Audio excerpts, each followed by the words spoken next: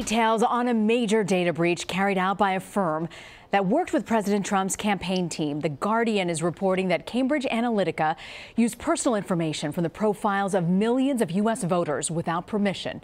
A whistleblower says that information was used to build a powerful software program to predict and influence choices at the ballot box. The company, which was headed at the time by former Trump advisor Steve Bannon, has since been suspended from Facebook. The data breach is reportedly the largest in the social network's history. Izzy Lepowski joins me now from Philadelphia. She's a senior writer for Wired and has written extensively about this topic. Izzy, tell us first off about the data breach by Cambridge Analytica. How did they obtain this information? How was it used? So what we know is that early on in Cambridge Analytica's parent company's career, they reached out to a researcher named Alexander Kogan, and he was commissioned to essentially conduct a large-scale psychological profile of U.S. voters. He did that by creating an app that predicted people's personality profiles. So Facebook users felt like this was a fun app. They signed up for it. About 270,000 of them signed up for it at the time. And that really allowed Dr. Kogan to pilfer this data from Facebook and thereby pass it on to Cambridge Analytica and SCL. The difference between the 270,000 number and the 50 million number that we're now learning about, which is the really big news, is that Facebook had a loophole at the time where app developers could not only see the data of the people who actually proactively downloaded the app, but they could also see into their entire friend network. So you start with 270,000 people, but you fan out to 50 million, which is really just a monumental number. What we know is that Dr. Kogan passed on details about 50 million Facebook users. About 30 million of them had enough information that Cambridge could develop what they call their psychographic profiles. Now, these are different than demographic profiles that simply tell you, where people live, what gender, age range. This is more trying to profile who you are and how you think and your personality. And that is really the way Cambridge Analytica has tried to distinguish itself as a business.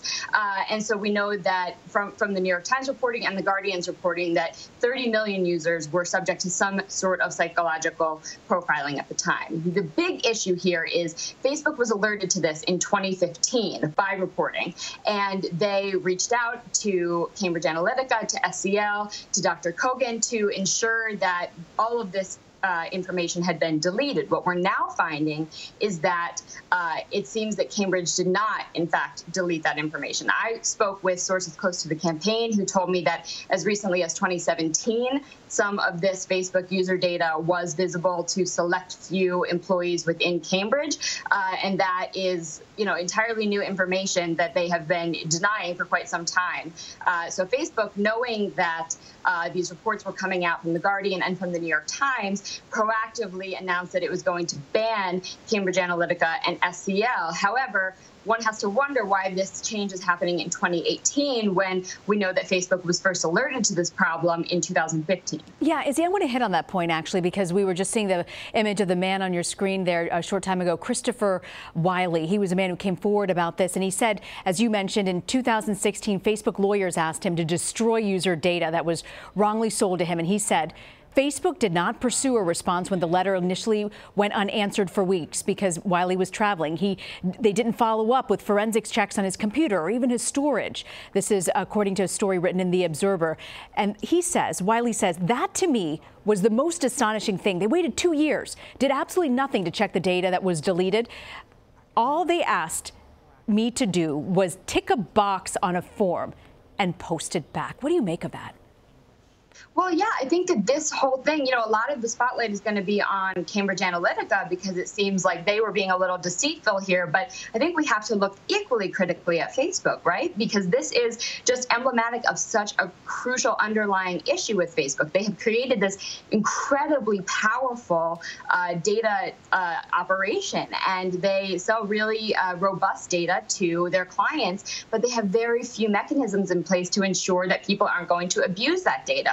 They say that they monitor the fastest growing apps on the platform, that they, audit them at times, and as part of their terms, they say that none of this data can be shared with third parties. But guess what? It takes them too long to figure out that it has been abused, and after it has, the damage in this case at least has already been done. The information has been learned, the profiles have been built, so they can threaten legal action, they can threaten to suspend these companies from the database, but I think a lot of people would say that that is too late. Do you think that ultimately Facebook needs to pay a price for this? I think that they're increasingly being scrutinized by Congress, by regulators looking into digital advertising disclosures. I think that you're going to see increasing pressure. Senator Mark Warner has already released a statement saying, this just shows that, ad targeting is the Wild West. We have laws in place dictating, transparency around television advertising. We've had them for a long time for print advertising, and they just haven't been in place. And that's partly due to lobbying from the tech industry, partly due to a lack of understanding about the threat that this could pose until now, obviously. And so I think that critical eye is going to continually be turned on to Facebook. Izzy Lepowski, thank you for joining us, Izzy. Thank you for having me.